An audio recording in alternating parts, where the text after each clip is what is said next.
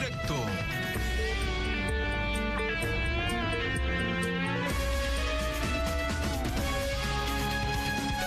El viernes 19 de junio, hace 18 días en este espacio, vaticinaba que en Quito en 2 o 3 semanas se llegaría a un pico, a un nuevo pico de contagios.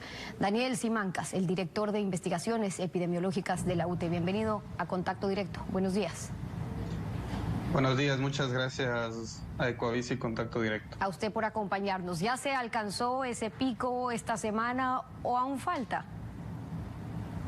Mira, Steffi, nosotros hicimos un modelo antes de que se cambie el semáforo amarillo.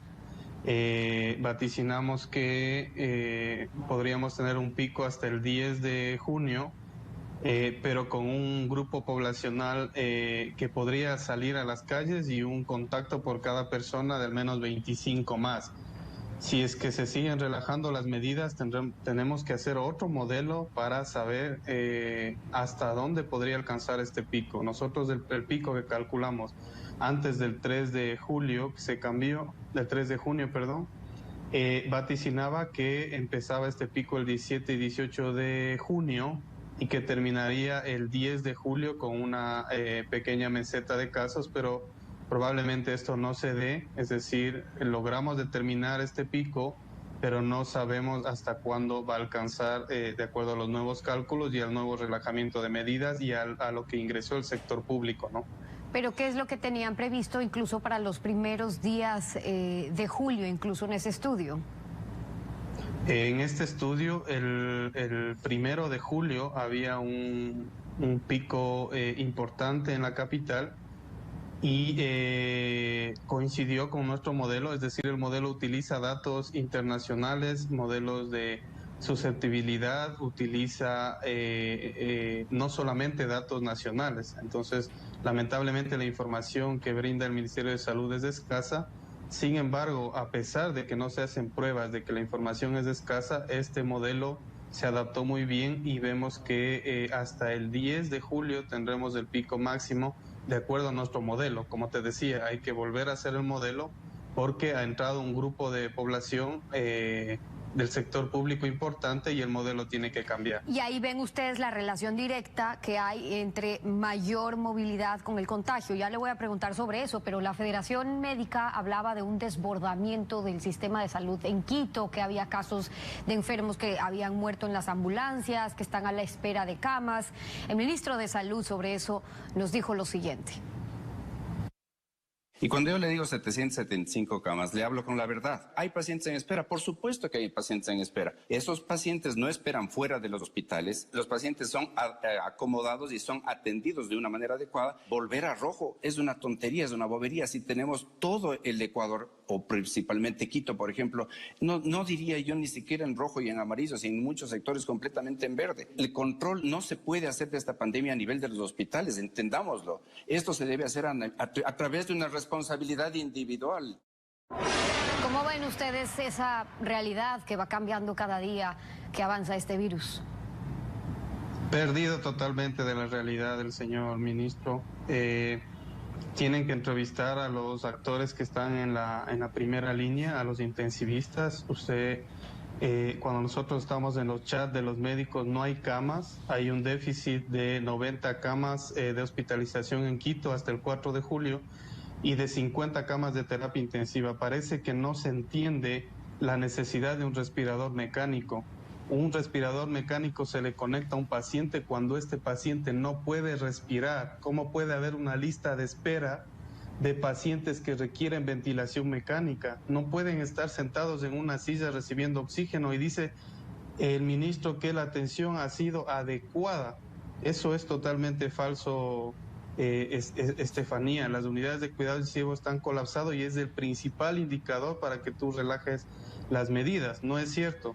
Lo que está pasando, además, es que se está adaptando el bicentenario de 20 camas a 110 camas y ya están 102 camas ocupadas en el bicentenario.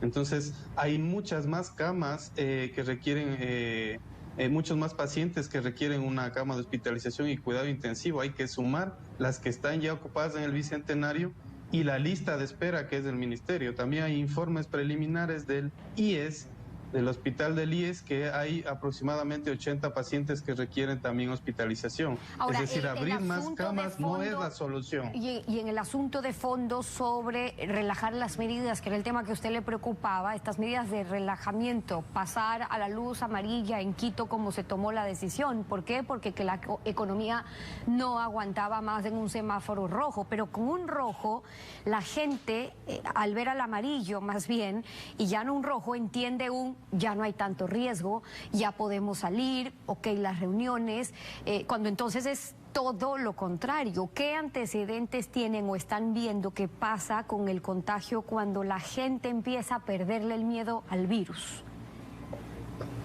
Eso es lo que pasa, la historia natural de la enfermedad, de las pandemias, nos alerta de que la segunda ola es la más peligrosa, y es justamente porque las personas se relajan, pero Stephanie, las personas se relajan por una comunicación inefectiva de las autoridades. Tú tienes que hablarle a las personas con la verdad. En este momento usted no puede enfermarse porque no hay capacidad de atención, no hay terapias intensivas. El personal de salud va 3 meses y más cansado, exhausto, hay más probabilidad de error. Hay mucha gente contagiada de los médicos. Entonces, en este momento no podemos reactivar la economía de tal manera. No estamos en contra de los empresarios tienen que salir, pero los que sean efectivos para reactivar la economía, el sector camaronero, los empresarios de la construcción, el tema de las flores, de los alimentos, de exportación, ellos tienen que reactivarse, pero sacar a todas las familias, de estas familias que venden en la calle, que venden una mascarilla, que venden un poco de fruta, me parece que eso no reactiva eficientemente. Esta gente debería quedarse en casa, hacer aislamientos. Hasta cierto punto no hay cómo controlar, porque luego estamos viendo qué pasa cuando la necesidad de la gente es tener que salir a buscar el día a día, o ya estamos viendo cómo está aumentando la mendicidad también en Quito. ¿Qué está pasando en cambio con el comportamiento, ya desde su experiencia más bien, en la infección? ¿Qué han podido estudiar? Que si se podría quedar el virus 2 años, incluso se ha dicho, como ha ocurrido con otros virus, pero quizás con menos carga viral, que si va a mutar, o según como estamos viendo que evoluciona el virus en comparación con otros brotes y lo que ha ocurrido en otros países, en cuanto a tiempos, ¿qué es lo que se debería esperar a su juicio?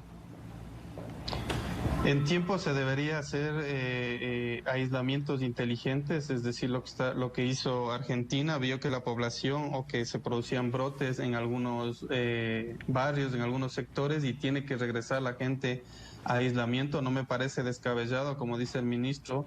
Son estrategias que en Holanda, por ejemplo, han demostrado ser efectivas, y es entender los determinantes sociales de la salud. La gente todavía no sabe utilizar mascarilla, no está preparada, no se le ha administrado los suplementos de equipos de protección. La gente que sale a ganarse el día a día tendría que ser acompañada por la autoridad sanitaria para poder quedarse en casa y disminuir. No estamos diciendo que no salgan, que se queden encerrados para toda la vida, pero es hasta disminuir en, por ejemplo, 3-4 semanas la demanda que está habiendo de terapia intensiva, y que esta gente puede ser atendida porque es un derecho. Ok, en 3-4 semanas, dice usted. ¿Usted coincide con las cifras estimadas, en cambio, en lo que está ocurriendo en Guayaquil, por ejemplo? El ministro hablaba que se estima un 60% de la población que ya se contagió.